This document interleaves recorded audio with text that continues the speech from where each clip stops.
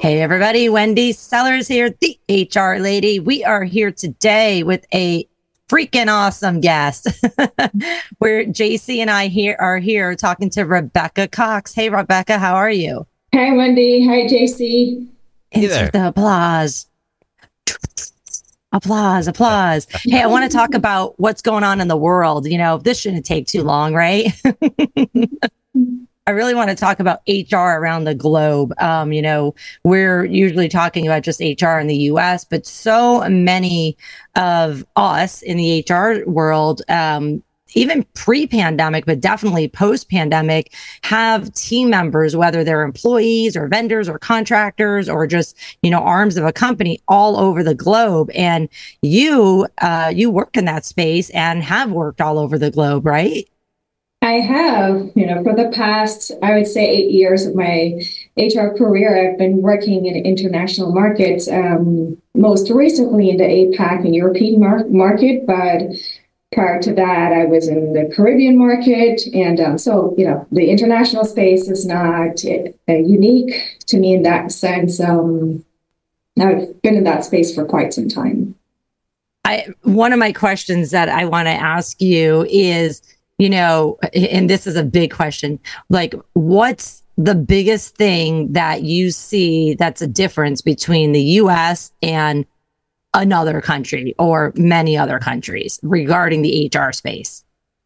Regulatory compliance. Completely, the regulatory landscape is completely different from the US. That's one. And another that I can think of, which I think is huge, is the cultural differences. And what do you mean by that? Like, so is there more regulation outside the United States? Absolutely. The employment laws outside of the U.S. definitely are tailored to ensure protection of employee rights, and they're very detailed in terms of all the legal requirements that employers are supposed to follow when managing the employment relationship. So I'll give you an example. Employment contracts, for instance, is definitely common outside of the US, in the European and China markets, as well as the Caribbean markets. Yeah, and now you were in the Caribbean markets, right? Somewhere? Yeah, I was in 11 different countries. Wow. Yes. What a difference in the US. I have dabbled in the global space as well. It's been quite some time. Although actually during the pandemic, I was dealing with it a lot as well. But it's always mind blowing to me, when you're dealing with the US, we're supposed to be this like the greatest country in the world. And then we forget about the rights of workers. And while it makes things a lot more difficult for an HR person or a business owner or a business manager, it's the right thing to do, in my opinion, is to, have these laws and then follow them and make sure everybody follows them consistently. The Nazi United States has, so many different laws across every single state and territory that if you're hiring somebody now as a remote worker or even an in-person worker, but let's just face it, a lot of companies are hiring remote. Oh, I'll just hire somebody in Ohio, or I'll hire somebody, in Japan. What could possibly go wrong? My response to that is always a lot, because internationally, every detail of the employment relationship is highly regulated. And when I say everything, I'm talking about everything from, paid time off, paid holiday, paid sick time, all of the benefits, the standard benefits that employees get here that are not required or mandated by law, but more or less discretionary. Those benefits are highly regulated outside of the U.S. Yeah. So for our listeners, if you are thinking about hiring employees or even contractors, to be quite honest, that are outside the US or opening, an arm somewhere else because it's cheaper labor, whatever it might be, it may not be cheaper in the end because of all the regulations and the benefits and the compensation and so on and so forth that's required by those laws. Speaking of unique laws, JC, you have one you want to share. I absolutely do. It's called the Metabo Law. It was enacted in 2008 in an attempt to reduce the number of overweight Japanese citizens. According to the New York Times, the law requires companies and local governments to measure their employees within a specific age range, that being between 40 and 74 years old, to ensure that their waistlines don't exceed predetermined limits. The limit for a man is 33.5 inches, and the women's limit is 35.4. If an employee's waistline exceeds the maximum measurement allowed, or if the employee has a weight-related illness, he or she is required to attend dieting classes if the necessary weight is not lost within 3 months. Back to you. Whoa. I'm going to go with no comment. That's what I'm going to go with, Rebecca. In the United States, how would you? That's an interesting law, but a BFOQ is what comes to mind. Yeah, which is a bona fide occupational qualification. Absolutely, it's like one of the few things that the U.S. has to protect the employees. And I kid, I do feel the past couple of years, the Department of Labor and the powers that be are slowly but surely coming out with more laws, and by slowly, I mean slowly, to protect workers in the United States. But there's always workarounds, which is, it's always frustrating for me being an HR consultant. I'm going to read another stat here real quick. Go ahead, JC. Yeah, I've got a question for you both, Rebecca. Maybe you could help out with this really quick. I know you kind of got a huge legal background, though, too, right? So is it true, though, that race can never be a BFOQ? Race can never be a BFAQ. It is protected under Title VII. So that is correct. Yeah. So talk to us about your college experience that you're going through right now. It's been interesting. It's been an interesting journey. Being in college and working a full-time job, sometimes I think of myself as superwoman, but obviously when reality meets that, it's definitely a challenge, and it has been a challenge for me. I do love learning about the law and the legal landscape and application more so of the law. That really is what fuels my passion for pursuing that particular path in terms of studies. So it's really learning about the law and application of the law. And there's some history behind that, which I will spare you guys on today, going all the way back to my high school years. But definitely I'm happy now that I've been able to make that, come to fruition, and in obviously being able to apply that in my career as well. Yeah, I mean, so for our listeners, Rebecca's going to a College of Law for her Juris Masters, Legal Risk and HR Compliance and Employment Law.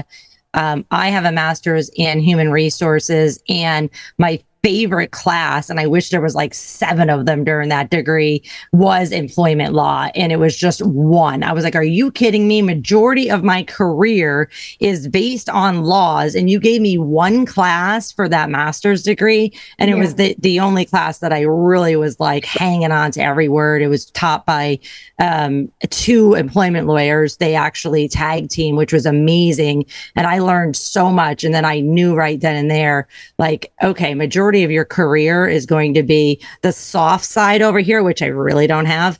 And then, making sure people stay out of court. Yeah. And I do love that duality because I do think that I'm strong in both areas. Obviously, the soft skills, I'm a huge proponent for. As an HR professional, I think it's an imperative, it comes by virtue of the role, but also being savvy with the technical requirements of the role too. It's equally important. So I do love the duality of the role.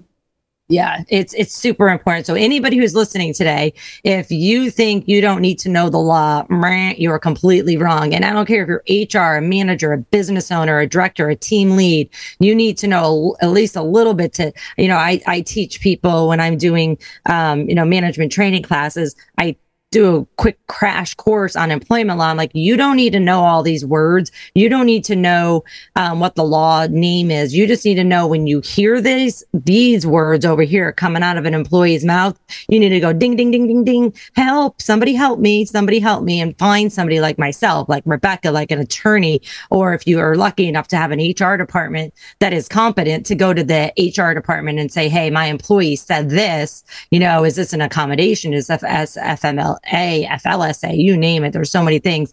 But then on top of that, if you're working outside the United States, you need somebody on your side that knows the law of that country, not the law of, that continent, so to speak.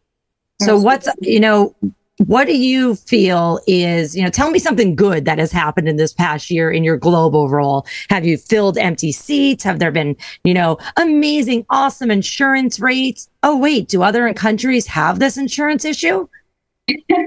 No, in the markets that I've worked in, the U.S. is unique when it comes to insurance. In some countries, it's actually a requirement, like the Cayman Islands. You're required by law to provide insurance or pay 50% of the insurance costs for all of your employees, regardless of size.